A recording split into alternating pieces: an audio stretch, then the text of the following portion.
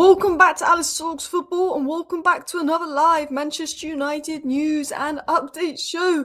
And I was just about to go live, and then I thought I'll just check the news because I had a little nap before I went live. Has anything happened? Has any news come out? And we've just got a here we go breaking bomber coming in from Fabrizio Romano. So before I even get into the stories that I want to talk to, because it's all starting to make sense, I've got some interesting updates on Baleba, Matheus Fernandes, and more to get into. We've got a bomber to start today's live show with, and that is a here we go, people. So let's start with the first story, then we've got big Baleba news, then we've got interesting Matheus Fernandes news, and I'm going to talk about why it's all starting to make sense. So, just dropped now.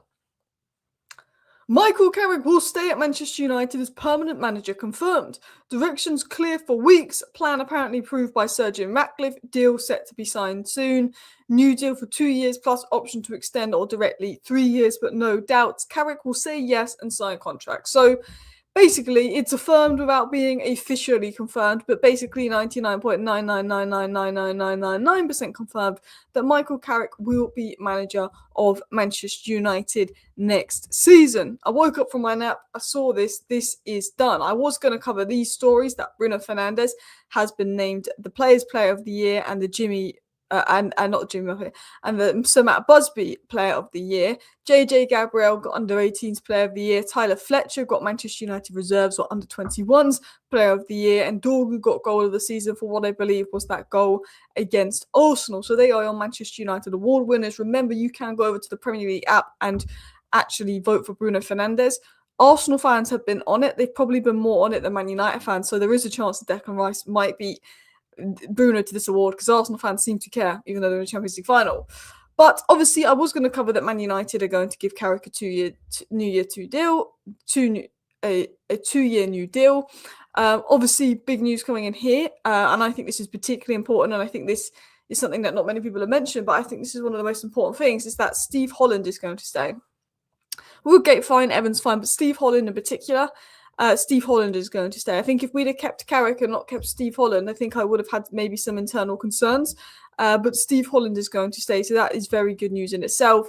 And Ben Jacobs said this morning that Ratcliffe had approved the appointment of Michael Carrick. And now it's official. Here we go, Carrick. Let's talk about Carrick, but I do want to talk about Baleba. I do want to talk about a few stories. But let me know your thoughts down below on Michael Carrick. Let me know in the live chat, right decision or wrong decision. Okay, here's my mindset on it. Right now, I think it's the right decision. I think had better managers been available, it would have been the wrong decision. I think had Luis Enrique been available and wanted the Manchester United job, had Carlo Ancelotti been available and wanted the Man United job, I think it would have been the wrong decision. But in my opinion, Michael Carrick is the right decision. Michael Carrick might not be the guy, but I think he's the guy before the guy to stabilise us, to keep us as a top 4 club, to keep us in all 4 comps, and we bring someone in to just raise that level. You know, I think that's how I see Michael Carrick. Look, he might be our Arteta. Arteta could win the Premier and Champions League this season, and it took Arteta a long time to do that. But what he did was stabilise Arsenal second 3 years in a row. Michael Carrick's given me like a second place vibe kind of manager. And look, no manager has picked up more points in the league than Michael Carrick. Manchester United have the most points since Michael Carrick was appointed, 5 more than Arsenal, 3 more than Manchester City. We have the most points since Michael Carrick was appointed manager of Man United, meaning we're top of the league since Michael Carrick has come in. In fact, we've actually played the best football since Michael Carrick's come in. And I think some games like West Ham, Leeds, Newcastle, Everton, it wasn't impressive football. If you look at Arsenal's games, does Arsenal, who are going to win the Prem and maybe the Champions League, play better football than us? No. Does Arteta play better football than Carrick? No. Some people say, is it sustainable? We've only had 1 game a week. Everyone else is tired. And of course, those factors need to come into play. But Michael Carrick has come into Man United, and could he have done a better job? No. Michael Carrick has picked up the most amount of points since being appointed as Man United manager. He physically could not have done a better job. We're first in the league since Michael Carrick has come in.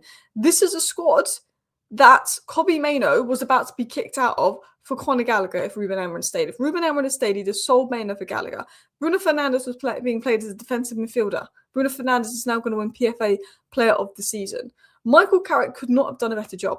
He couldn't, and look, some people say it's just playing his best players in the best position. Well, the last manager didn't know how to do that. and the last manager came 15th, and the last manager lost to Tottenham, and the last manager lost to Grimsby. And maybe Michael Carrick looks really good because the last manager is the worst manager in Manchester United history. I don't know. But Michael Carrick couldn't have done a better job. Of course, next season's going to be different because he's going to have a lot more games. He's going to have to rotate. He's going to have to make big decisions that are going to upset players. Who's going to go? Who's going to stay? I said it last week. I think the fact he was giving Mazraoui, Mount and Xerxes a start was his way of assessing them because he knew he was getting the job next season. I think Michael Carrick will get rid of Xerxes. I think he'll get rid of Agate. I think he'll keep Mazraoui. I think, Michael Carrick, what more could we do? It's between Michael Carrick and Iriola, and I'm more than happy for Michael Carrick to get this award over Iriola. Iriola, good manager, but Iriola, is he a ceiling raiser? I think he's in a similar category to Carrick, where he can take a good squad and make them play out their skin and make them a lot better than they are. But can he take an elite squad to being champions? I'm not sure. So I actually do think that Michael Carrick getting the job is the right decision. My only disappointment is, did we interview anyone? Because if I find out we've given Michael Carrick the job and we've not even bothered to conduct one interview, one meeting, reach out to any other manager, I almost feel it's a lazy job. Did we interview people? That is my question as well. But I think it's the right decision. The timing isn't great for Nagelsmann because he's obviously with the World Cup. Ancelotti's not available, Tuchel's not available, Enrique's not available. It's Iriola or Carrick. Has Iriola done enough for me to say, let's get rid of Carrick? That's got the best record in the Premier League since he's come in. No, and I think Iriola is very good. That's no disrespect to Iriola, but yeah. Look, some people say we sacked in the summer. Some people say it will go wrong. But all I'm going to say is there was people saying we should stick with Ruben Amorim, we should back Ruben Amorim when he came 15th, when it was crap every single week. A lot of the people that I am seeing back Ruben Amorim, protect 15th place Ruben Amorim, are the ones saying he'll be sacked next season, are the ones saying shouldn't have given him the job. I almost think because Carrick isn't a special name, because he isn't a fancy name, because of what happened with Ollie, Carrick is being underrated. Ruben Amorim came in, was the worst manager in history, almost got rid of Maino, played Bruno in the wrong position, played nearly every player in the wrong position, and came 15th, lost to Tottenham, lost to Grimsby. Yes, he got rid of Onana and Garnacho, well done Ruben Amorim. Yes, he dealt with injuries well done Ruben Amorim. And people were like, give him time, the squad's rubbish. In December, people were saying the fact that Ruben Amorim has us in 6th in December was an achievement. People were praising Ruben Amorim for having the squad in 6th in December. People are saying Ruben Amorim's done a terrific job because he's got the squad in 6th in December. Carrick's gone in and got us in 3rd. So I literally look at it and go, considering the standards applied to Ruben Amorim, why are different standards applied to Michael Carrick? Why are people more negative about Carrick coming 3rd than Amorim when he was 6th in the league? I think that Carrick, because of what happened with Ollie, has people scared. Because it's not a fancy name with experience, has people scared. I have concerns around Carrick. He takes way too long to make his substitutions. He has got some calls wrong. But do you know what I'm scared about? Recruitment. It didn't matter if it was Carrick. It didn't matter if it's Iriola. What matters more than who the manager is what INEOS do in the summer. Because if INEOS go, here's Edison, that's your Casemiro replacement, you could bring Enrique in and we'd be screwed. INEOS need to deliver in the summer 3 midfielders, left winger, left back, minimum.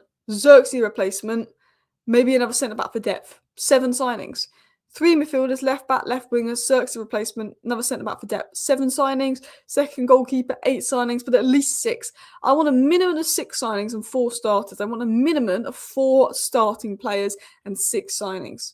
One of those 6 signings can be a depth midfielder, but there needs to be 2 starting level midfielders, a winger that's really going to challenge Cunha, a left back that's going to really challenge Dorgu, a striker that's really going to challenge Sesko, backup midfielder, backup goalie, maybe backup keeper. Backup defender, backup goalie, backup striker, sorry. Eligible candidates for interviews were not available. It will be a waste of time interviewing Iriola considering how the team performed under Carrick, and you could argue that. INEOS would buy a load of borrowed players for cheap. I mean, if you get Morgan Rogers. Look, I like Morgan Rogers, but we don't need Morgan Rogers. I'm saying this is when we go and get Morgan Rogers. She doesn't want a lot. I know I'm being ambitious there. Look, bare minimum, 3 top quality midfielders. Tchouameni, Baleba, Mateus. Yeah? A good level left winger like Njai. Good level left back like Nathaniel Brown. Minimum. 5 signings.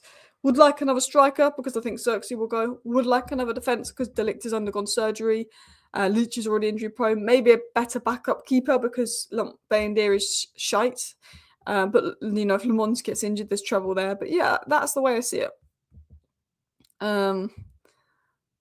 We were crap in pre-season with Amorim despite winning games. We were. Amorim was crap and Carrick is significantly better. That doesn't mean Carrick is the guy, but he earned the job. Whether you like Carrick or not, he earned the job. Who's better? Who's better? Look, if Luis Enrique's there, if Ancelotti's there, we're having a different conversation, but they're not. Carrick couldn't have done much more. I think he's been the best option. I think he's earned the job. And sometimes you just have to go, you know what? Fair play, Michael Carrick. Anyway, let's talk about other news. Let's talk about other stories because I do think it's all starting to make sense. So this video, before the whole Carrick news came out, was titled "It's Starting to Make Sense" because I think Manchester United's plan is clear. I think it's all starting to happen. We know that Michael Carrick is happening. That has now been confirmed.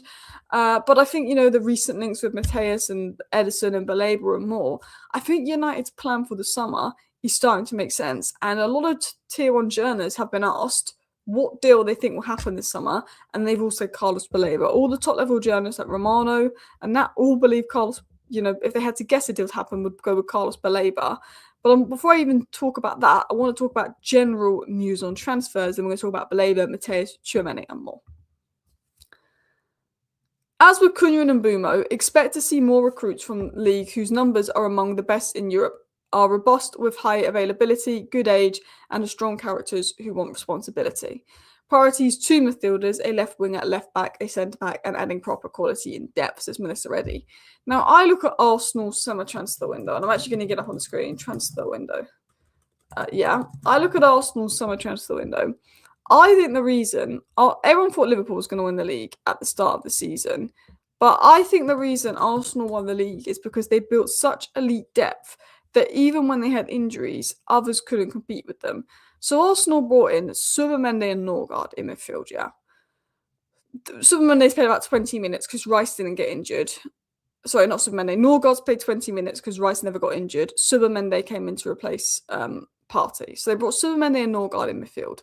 They brought Madueke in, which means when Saka's been injured, they've not needed to rush him back, despite them being a big difference in quality. Gyökeres come in. Havertz's been injured most of the season, so that's fine. They've got Gyökeres. Eze's come in. Odegaard's been injured. Eze's been there. Mosquera's come in for an injured Ben White, Timber, and Saliba, and done very well. Hincapié's come in from an injured Calafiore. Arsenal have 2 elite players in every position. Calafiore gets injured, Hincapié's there. But Saliba gets injured, Mosquera's there. Timber gets injured, Ben White's there. And then even Mosquera's there. Odegaard gets injured, Eze is there. Rice get injured, Norgard is there. Marino get injured, Subamende's there, Subamende get injured, Marino there. Vice versa. Arsenal built another quality in depth this summer, and I think that's what Man United want to do because they've realised actually depth and having a strong squad is maybe the big difference. I think the reason PSG do so well in the knockout phase of the Champions League is because most PSG players that play in the Champions League start about 7-8 league games a season, which is absolutely mental. They can do that with that league, but that's because it's a farmers league. Mount doesn't cut it. Look, if we're going to do 2 players on each position, absolute dream world, not realistic. Striker, Harry Kane and Sesko. Left wing, Cunha and Kvaratskhelia. Not going to happen. Right wing, Ahmad and Mbeumo. 10, Bruno and Morgan Gibbs-White. 8, Kobe and Mateus Fernandes. 6, Elliot Anderson and Carlos Baleba. Left back, Lewis Hall and Patrick Dorgu. Left centre back, Schlotterbeck, Aiden Heaven and Sandro Martinez. Right centre-back, Maguire, De Ligt, Yoro. Right back, Mazraoui Delo. Goalkeeper, Lemons Vitek. Not going to happen. But we need to aim for something like that. Building elite level depth. Building elite level depth is what we need to aim for. It doesn't matter who the manager is. If you went and produced Carrick, Mateus, Baleba, Tchouaméni, Iliman Ndiaye, Lewis Hall this summer, if you went and produced Carrick, those 5 signings, I think Carrick succeeds. And if Carrick doesn't succeed, genuine questions. If you go and give Carrick, Edison and Baleba to replace Ugarte and Casemiro, the Ajax left winger and Juve at left back from West Ham, and you go, that's your 4 signings, and we are a bit mid next season, that's on INEOS, not Carrick. It's what INEOS do in the window. And I like the players they're named, but those players would not be enough. I think Vitek is going to go on loan because he won't want to be second keeper. Baleba's priority for us, he's having form issues. Baleba has been a lot better lately.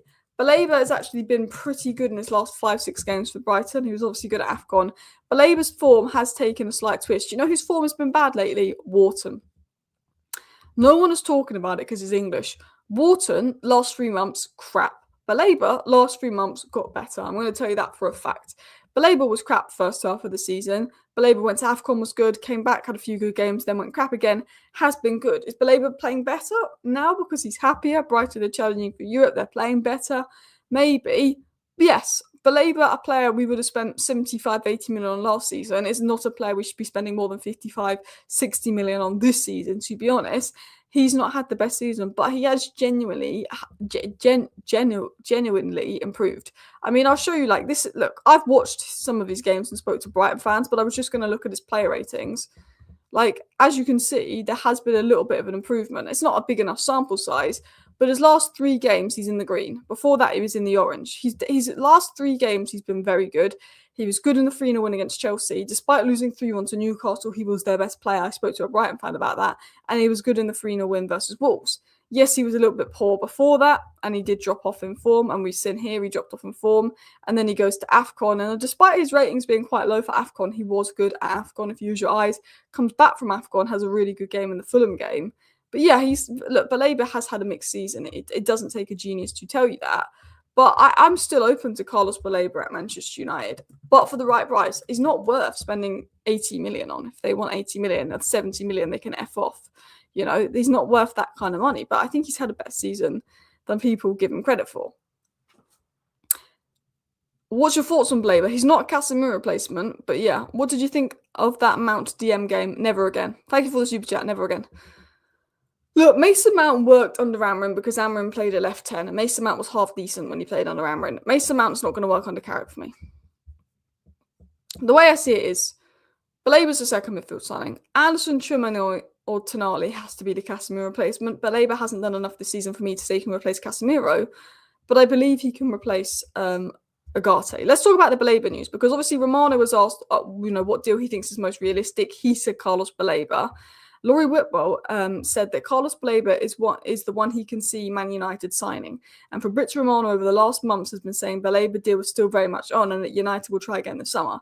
Laurie Whitwell was asked, what's one deal you can see happening? He said Baleba. Romano said the same, Baleba. Romano saying despite the drop in form, this has not put off INEOS. INEOS is still interested in Baleba. La, la, la, la, la. I think Baleba's happening. Look, Michael Carrick's happening, that is confirmed. But I think Baleba's the one that is happening. Look, Mateus Fernandes, if West Ham go down, I think we get him. Elliot Anderson, I think, goes to City. Tchouameni, it's going to depend on what happens with Madrid in this next month. Tonali, I think we're going to be priced out of him, or he's going to go to Arsenal. Whether you like it or not, every sort of top journalist, when they've asked what deal they can see happening, they're all saying Carlos Baleba, because this is the fact. He agreed personal terms with us in August. It's been a year. He still has personal terms agreed with us. He still wants the move. Baleba has no other target has agreed terms with United other than Baleba. Romano said Edison, despite reports, hasn't agreed terms. Baleba has. Baleba has terms agreed with United. Everything is signed off on the player side. Man United got everything done last summer, so this summer all they need to do is agree a fee with Brighton. Yes, agreeing a fee with Brighton is more difficult than people think. We've got everything, we've got all the groundwork done on Baleba, and we did everything in August because we knew that we were going to go back from this summer. The plan was to go for Baleba this summer. Back in August, when we were hearing the price tag, we walked away from Baleba, a little bit like we did with Sancho, and we went and got Sancho the following summer. Our plan from September, end of August, has been to get Baleba this summer. That's why all the groundwork is done for Baleba. All the documents are agreed for Baleba. Everything is done on the player and Man United side for Baleba, and the player still wants the move. All we have to do to get Baleba over the line is go to Brighton and say, we'll give you this. The problem is this. We were willing to spend 75, 80 million on Baleba last summer. We're now saying we want him for 50 million. Brighton have now lowered its price tag from 100 million to 70 million.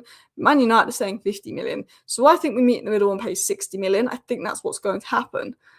Would I pay 60 million for Baleba?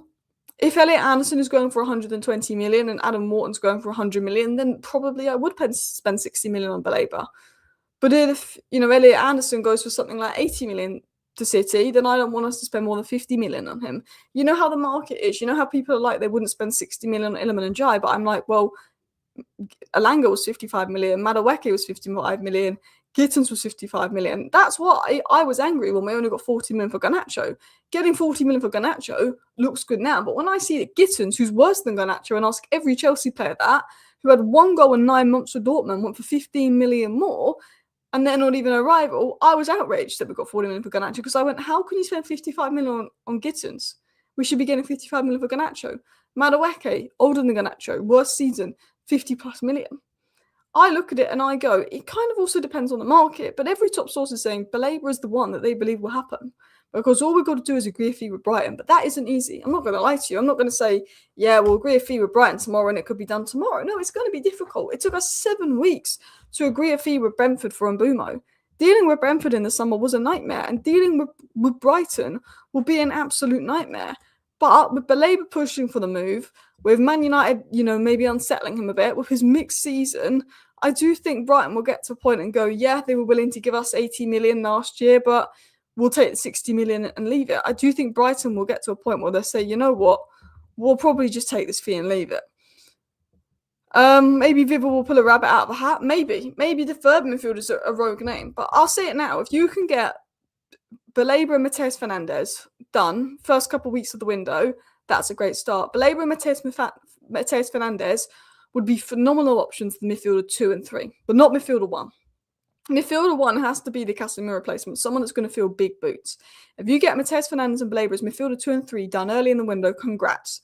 But you need to get midfielder 1, whether that's Tonali, whether that's Tchouameni, whether that's Elliot Anderson. You need to bring in another top-level elite player. Why don't you go for Declan Rice? Now, I'm joking, we're not going to get him. But, we need to bring in a top-level elite player for number 1. That is how I feel, though. Do you think we'll sign a left winger? I'm not sure. I think it's going to depend on the market. I think what we'll do is we'll probably get 2 midfielders, and then I think we're going to see what happens with Xerxes, and I think we'll see what happens on the left. But I think it will be 2 midfielders, other positions, third midfielder, unless a third midfielder becomes available at a good price and Man United like he's the guy. We need a right winger. We can't depend on Ahmad and Mbumo. We can. They're the least. Honestly, just because they've dropped off for 2-3 months, I'm not worried. Look how good they were at the start of the season. Look at right wingers. Okay, I'm going to Google right wingers, yeah? And I'm going to list the right wingers in football right now. So these are the players listed as the most valuable right wingers in football. Yamal, never going to get him. Elise, never going to get him. Saka, never going to get him. Doué, never going to get him. Esteval, never going to get him. You know who's in 6th? Do you know who's in 6th? Mbumo. 7th, Semenyo, never going to get him. 8th, Neto, not been good enough. 9, Kudus, really like him, but injury prone, not had a better season than Mbumo. 10, Mason Greenwood, we know he ain't coming back. 11, Magnus Alakuche, doesn't suit the way we play, more of a 10. 12, Amad Diallo. 2 of our wingers are in the top 12 highest valued wingers in football. 13, Madueke. 14, Karim Adeyemi. 15, Rodrigo. People might be saying Rodrigo of Real Madrid that low down. He's done nothing in 2 seasons. Real Madrid tax. 16, Pulisic. 17, Franco Mastantuono. 18, Kenda. Who's going to Chelsea in the summer. 19, Ryan of Bournemouth. And I tell you what, Ryan of Bournemouth is one I like. I've got to 19 on the list until I can see a realistic winger I like that improves what we have. Because everyone else wasn't realistic. Kudus, potentially realistic, but again, injury prone. Yeah, I've got to, 19 on the list with Ryan as a realistic option to replace what we got on the right wing. Minter is in 20th, and I like Minter. Do you know who's in 21? Alanga. 22, Anthony. So I don't think right wing is an issue. Like, if I'm looking at right wingers right now, that's realistic, is Minter and Ryan. But I wouldn't say they've, Ryan's been electric lately. Recency bias, yes. But would you say they've been better than Mbumo? No. And Jais can play left wing, right wing. So, that's one of them. Look, I like Ahmad. He looks a bit weak. He looks a bit fragile on confidence. Yeah. Tchouameni, Baleba, Mateus Fernandes in is all I want. Don't care about the rest. Yeah. And if you can't get Tchouameni, Tonali or Elliot Anderson. And then boom. Right wing is an issue, but not in that sense. And the thing is, I look at right wing and I go, yeah, both players have dropped off in form, but we actually have 2 of the top 12 right wingers in football. They'll just need to fix up next season. Sometimes players drop. Vinicius Jr. was crap the first half of the season, was absolutely atrocious, and is now one of the best left wingers in the world again. What's the word? Swings and roundabouts. Football can change. Couple months bad form, not worried. Over a year bad form, worried. If we're sitting here in a year's time and Mbumo and Ahmad have been crap all next season, we have a conversation about it. 2-3 bad months, let's not overreact. Bruno Fernandes, people wanted him sold a month into the season. Bruno Fernandes had a poor first 4 games this season. People wanted him sold. He's now going to win Player of the Year. So just for context, You know, there's been times where when Ragnick came in as well, Bruno Fernandes had 3 poor months. There's been times where fans have gone, we need to sell Bruno, he's not good enough. Because he has periods every now and then where he's been immense throughout Man United, but he's had 2-3 month periods where he's dropped off. Imagine Mbeumo scores 20 goals next season. Imagine it. He could. So, yeah, that's the way I look at things. That is the way I look at things, people. De Ligt is having surgery. Should we get into the news? There's actually a lot to talk about. So, basically, the news is this. For anyone that's just joined, I'm going to give you a quick recap. Okay. Michael Carrick to Man United, here we go. Romano did say here we go. He did do his here we go.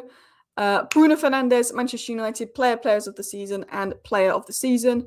He won those awards. Big up Bruno. Bruno has also been voted for Premier League player of the season. If you go over to the Premier League app or you have FPL, the app used for FPL, you can vote Bruno Fernandes as your player of the season. Apparently Declan Rice is currently leading the votes because Arsenal fans have gone crazy on that. Man United want Premier League proven players that they think will fit in right away and have the strong characters to fit in at Man United. Manchester United are targeting Elliot Anderson, Adam Wharton, Carlos Baleba, Matheus Fernandes. Alex Scott is among their midfield targets, and ones we currently have contact with include Matheus Fernandes, but also United haven't given up on Anderson despite indications he's going to go to City.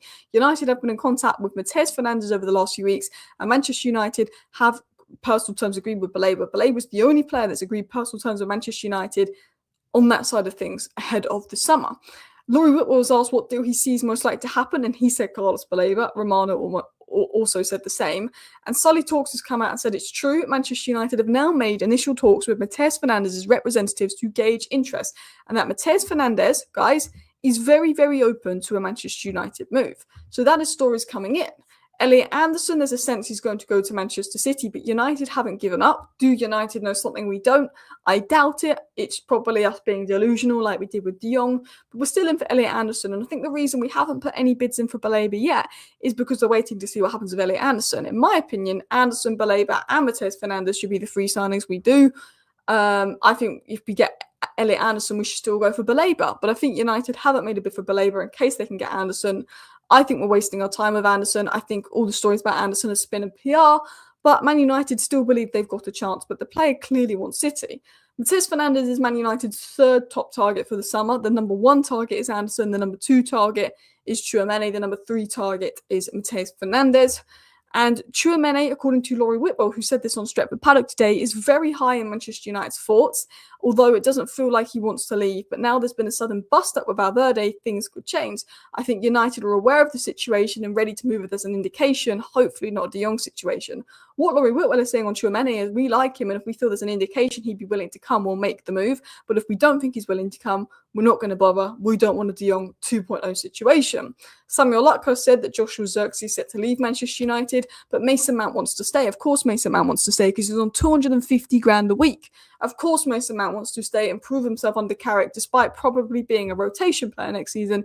Joshua Zirkzee is expected to leave, and Manuel Ugarte's agent for the last 2 months has been looking at clubs for Ugarte, so it's probably a given Ugarte goes, and if Ugarte goes, we will target 3 midfielders. Other updates coming in is that Sesko is a doubt for the Forest game on Sunday, and De Ligt has now undergone surgery on his back injury to try and be back into best shape for next season. De Ligt will miss the World Cup. What a shame. I think the only reason De Ligt delayed surgery was De Ligt thought he'd be back in January, then he thought he'd be back in February, then he thought he'd be back in March. And I think if you're back by March, you've got a chance of going to a World Cup. And I think De Ligt delayed surgery, thinking he could be back, play a few games, go to the World Cup. I think De Ligt's realised, you know what, if I don't get this surgery, this could be a reoccurring issue next season.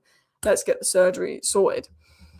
So yeah, Gaz says Shaw and Mount need to be sold. I'd just keep Shaw for 1 more season. There's depth at left back and left centre back because he's only got 1 year left on his deal and he will go. I would sell Mount.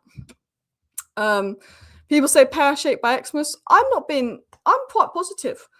I'm only going to be negative if we get to September and the transfer window's shit. If the transfer window's good, I'm going to be positive. I'm going to be positive about Carrick. It's the transfer window. My problem isn't with Carrick. It's our INEOS will talk. Our INEOS feeding us, we're going to go for him, we're going to go for him. Because all the news of being fed is great. United looking at this player, great. United working on this player, great. United want him, great.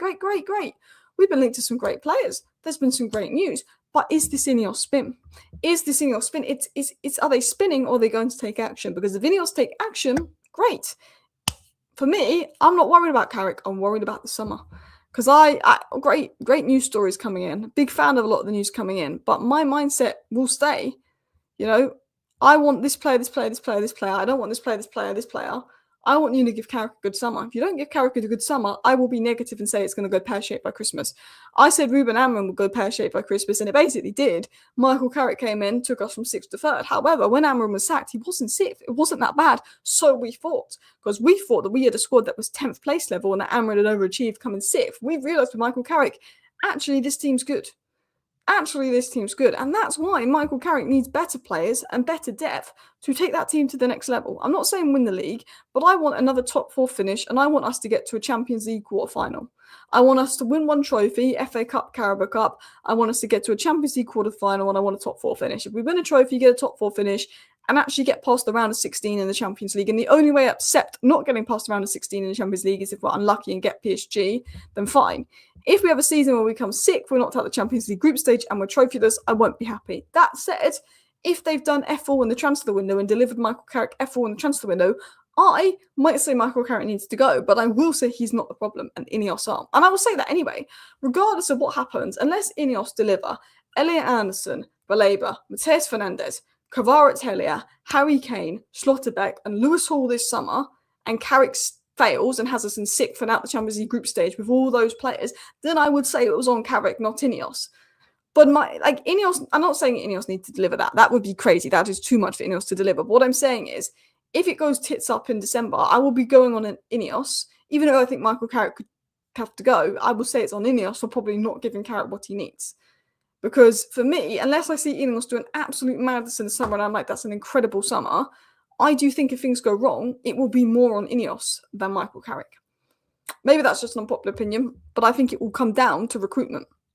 A big part of it. We ain't going to win the UCL, but minimum quarter-final. Yeah, I just want to get past the round of 16. The only way upset not getting past the round of 16 is if you get PSG. Because if you get PSG, you're screwed. I mean, imagine we get PSG and round of 16 and we beat them. Would that make us favourites? Oh, do you know what I'd love? A Man United-Liverpool Champions League final. Yeah, Man United-Liverpool Champions League final. Last-minute winner from Man United. That would be unreal. That would be box office. Or, actually, who would you rather play? For me, beating Liverpool is the best feeling. Beating Liverpool is the best feeling in the world. But would a Barca Man United final, for old time's sake, be better? Lamine Yamal. I think a Man United Barca final. And, oh my God, imagine this. Man United Barca final, but because they only do a Rashford loan because they won't pay up, Rashford can't play in the final. And Rashford's their best player after Yamal all season. Let's say he can't play in the final because they only would do a loan and we win because they can't score that winner. And Marcus Rashford could have been the guy to score the winner. Maybe. I think a Barca United final would be fun. Any final that we're in would be great. Let's just hope we get out of the groups. I swear, we don't have a Nana. We don't have a Nana to cost us this time. INEOS failed when they said Ten Hag should shave because he won the FA Cup. Failed big time by hiring Ratcliffe's pathetic Portuguese boyfriend, Amorim. They actually wanted to sack Ten Hag. To be fair to Ratcliffe, they wanted to sack Ten Hag after the FA Cup. But what's bullshit about it is they interviewed Amorim in the summer. When it's not worth sacking Ten Hag for this guy. Spent 200 million on Ten Hag. 8 games in, sacking for Amorim. They interviewed Amorim in the summer, decided they didn't want him. Wasn't right. For them to go and get him 2 months later. Just imagine that. It was like 5 months later, but 2 months into the season. It was like November or October we appointed him because, we had a month of Van Nistelrooy. 8 games into the season, we bring in Amorim, who we interviewed in June. We interviewed Tuchel in June, he said no. We interviewed De Zerbi in June, he said no. I think if Tuchel had said yes, I think Ten Hag would have gone. But we brought Amorim in, guys. And what was mad about it is they interviewed Amorim and they were like, no. Just to bring him in 2 months into the season after saying no in the initial interview. This club is mad sometimes. This club is actually mad sometimes. Some of the decisions we make, I sit there and I think, who is deciding this? Who is making these decisions, But anyway, continuing on into more news and stories. So, transfer front. I could repeat this a million times, but 2 midfielders, 3 if Agate goes, Agate set to go. A left-sided player, a backup striker to replace Xerxes if he goes, a second goalie, maybe a centre-back for depth. I can't see us signing a centre-back. The fact that we're going to let Senesi walk to Tottenham says to me, I don't think we're signing a centre-back. Laurie Whitwell was just asked on Stretford Paddock YouTube channel, Laurie Whitwell, very credible journalist, if he sees Man United signing a left-back this summer, and he said, I could see them going for a fullback, but it kind of comes down to where they see Dorgu. Under Michael Carrick, he's always been a winger. For me, Dorgu's a left-back, not a winger. Basically, do Man United replace Malacia at left-back as an alternative to Luke Shaw, or do they see Dorgu as that and they go for a left winger to rotate with Cunha? I think left-back is more likely the position they go for. I prefer Dorgu at left-back than left wing. I would sign a left-back and a left winger. I think if we're only signing one of left-back and left wing, Laurie Whitwell is saying it'd probably be left-back. I think left winger, because I like Dorgu at left-back, and we've got Harry Amas at left-back. I would rather sign a left winger than left-back. Dorgu, Harry Amas, Shaw, Leon. I think we still need to sign a left-back, don't get me wrong. But I don't think we need to go all out. Maybe we go 20 million Maxi Ario of Sporting and attacking left-back. But I'd say left winger. Although Cunha's been so good, if Cunha's guaranteed to stay fit and play 60 games next season, then we don't need a left winger, because I'm sorry, Cunha is mint. But yeah. Apparently we looked at Senesi, we had talks with Senesi, but we don't seem that bothered about it, which means maybe we're not bothered about centre-back. Look, I don't think it's not a priority, but I think with the Lick's injury record, the Leach's injury record, even Maguire and Yoro have picked up some injuries this season. That's my fear. That's my only fear is, with the injury record of some of the players that we have, could we do another centre-back? My mindset is, though, if you sign a left-back, then Luke Shaw becomes centre-back depth, because I think Dorgu's a left-back.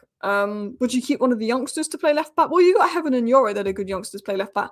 I tell you who was good, but he played left-back, was Kukonki. He was good. He was really good. But is he ready for first-team football? It's a big step. But, yeah. You see Dorgu as a left-back and still want another one, because Luke Shaw's going to be on the way out next season. But I'm saying if I had to choose between left-back and left-winger, I would sign a left-winger, because I see Dorgu as a left-back. Because at least if we don't sign a left-back, you've got maybe Harry Amas if he stays, Dorgu, Luke Shaw at left-back. Whereas if you don't sign a left-winger, you've just got Cunha and Dorgu, who's played 3 games there. And those 3 games he played there, that was good. But is 3 games at left-wing a big enough sample size to say, you know what, Dorgu's our left-winger for next season? I don't think it is. I don't think that's a big enough sample size. Yes, not Michael Carrick. Matthias de Ligt has undergone surgery. We have been linked back to Camavinga, by the way, guys. There is reports coming out that Eduardo Camavinga is actively looking to leave the Santiago Bernabeu this summer, with a move to Manchester United firmly in his thinking, as Manchester United and Liverpool are both showing strong interest in the France international. The 23-year-old is really upset after being left out of Didier Deschamps' France squad and is looking for a move. This is the problem. Real Madrid want to sell Camavinga, not Tchouaméni, because Camavinga has not been as good as Tchouaméni this season. Camavinga 2 years ago is like a dream signing. Camavinga 2 years ago was a dream signing, but he's had injuries. He's not reached his potential.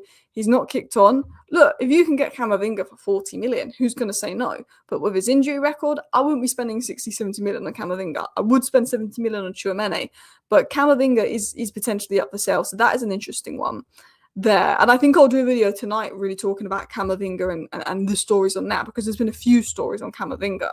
That is an interesting one. Oh, Manchester City apparently have signed someone. Fabrice Hawkins has just said exclusive. Man City have signed Matthias Detubert. I don't know who that is. Troyes, which is part of the City group, will receive around 25 million euros. So Man City have signed a player, it looks like, that I'll have to do some research on. Oh, wait, I've seen this guy. I've watched this guy. So they've signed a winger from Troyes. I guess it's just they'll probably just send them out on loan again. But yeah, he's got 3 goals and 6 assists in League 1 this season, 9 goal contributions in League 2, this season. No, I have seen this guy. But he's not. He's a signing that they've probably signed like Naipan to send out on loan. He's a guy at Troyes at left wing. Fabrice Hawkins has said it. Shall I share my screen with you guys? I was just seeing what the news was. I've seen it. I've seen a little bit of this guy.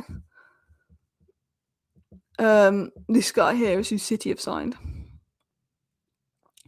Alice, when are these 115 charges results coming out?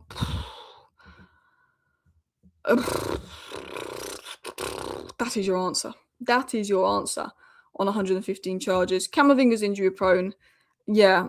Look, if Camavinga's 40 million, I'd do it. But I wouldn't be spending like 50, 60 million on him due to his injuries. Euro not good. Heaven and Maguire average. De Ligt, Sandro Martin's injury prone. De Ligt and Ilicha injury prone. Maguire good bench depth and has been really good where he's come in. Heaven I think is mint. For a 19-year-old, I think Heaven is class. And Euro was unbelievable last season, not kicked on this season. But Euro's ceiling is up there. Euro's ceiling is very high. I think Euro can be incredible. I think Heaven can be incredible. I think Maguire's good for depth. I think De Ligt is very good, but injury prone. Leach is very good, but injury prone. Look, I just think we need another centre back because of injuries, but I actually like the players we have at the back. Alice, is it possible for us to have a surprise signing of Mbappe given he's been booed by his own fans? Would we want Mbappe in the dressing room?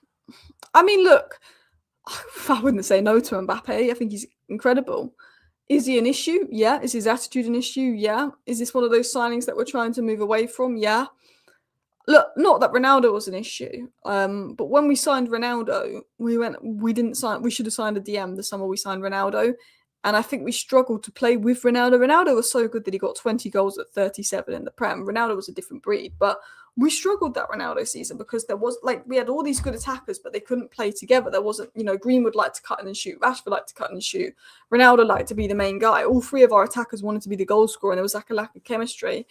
I don't know if Mbappe works, but he can play on the left, he can play up top. Obviously, I'd sign Mbappe. I'd sign Mbappe. If Mbappe wanted to come to Man United and was going to take a reasonable wage, I'd take him 100%, as long as he wasn't, unless Real Madrid wanted 200 million or something stupid. But it's one of those, where I think we've learned that disrupting the dressing room has been a problem for Man United in the past. And I think if you bring in someone like Kylian Mbappe, it is a risk for the dressing room. I can't even believe we're having this conversation. Would you take Mbappe? I feel like you'd be stupid not to take Mbappe, but I would have concerns about the dressing room. I would have 100% concerns about the dressing room, but I think it's a silly conversation to have. Would you take Mbappe on loan? Yeah, I'll take him on loan. Then we don't have to pay for him. Give him a year on loan. If he's crap, we don't have to buy him. How will our defenders cope with the increased games? This is what worries me. So, I like our defenders individually. I like the players they are. I rate them. If they struggled this season with 40 games, how are they going to deal with 60-plus games next season? That's why, at least for me, one of the reasons I want to sign a left-back is because I actually think Luke Shaw's better at left centre-back than left-back, to be honest. That's why, as United fans, we should understand that and not make rash decisions every time we win a few games. True.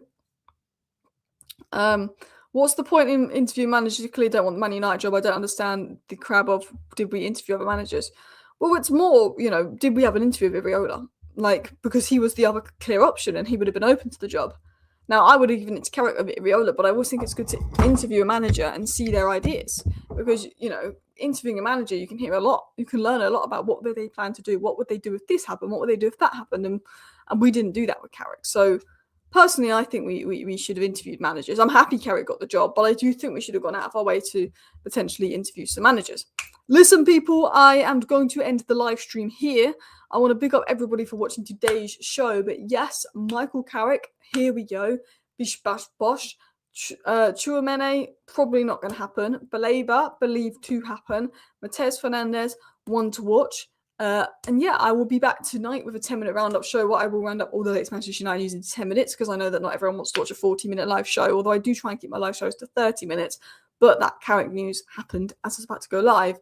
Thank you everyone for watching. Shall I redirect you to let's go and give let's give the boys at United View a raid. We're gonna go and raid United View. We're gonna go and raid Flex, KG, and Owen. I reckon we'll do that. So what I'm going to do quickly before I end the live stream is I'm going to add a redirect in over to United View and we'll give them a little cheeky raid. There we go. Save. Right, guys, go and raid the United View. Thank you for watching. See you next time. Bye.